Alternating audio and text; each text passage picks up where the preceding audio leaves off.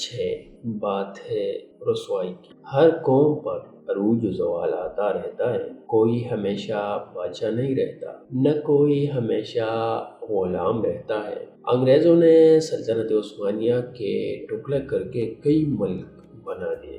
نہ صرف سلطنت عثمانیہ کو تقسیم کیا بلکہ مغلیہ سلطنت کو بھی ٹکڑے ٹکڑے کیا۔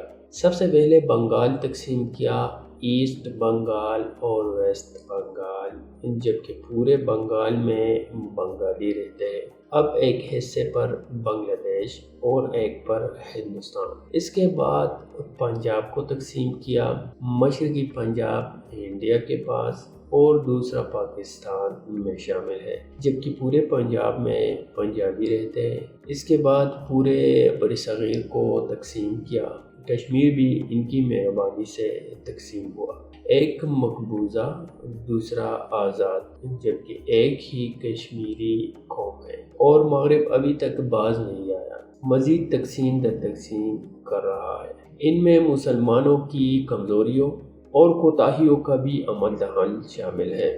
سارے مسلمان ملکوں کی سیاست ان کے ہاتھ میں ہے۔ قذافی صدام حسنی مبارک کو قتل کیا، شام، یمن، سوڈان، صومالیہ، ہر جگہ پر اپنی مرضی کی حکومت مقرر کی۔ افغانستان، عراق میں بھی یہی جمہوریت کے نام پر قبضہ کیا، اور مسلمان حکمران مغرب کی ہاں ملاتے ہیں، اور وہ ایک ایک کر کے ذلیل و رسوا کر رہا ہے۔ اللہ کرے مسلمان سنبھل جائے اور ہر میدان میں ترقی کرے اور غیروں پر بھروسہ نہ کرے۔ آمین۔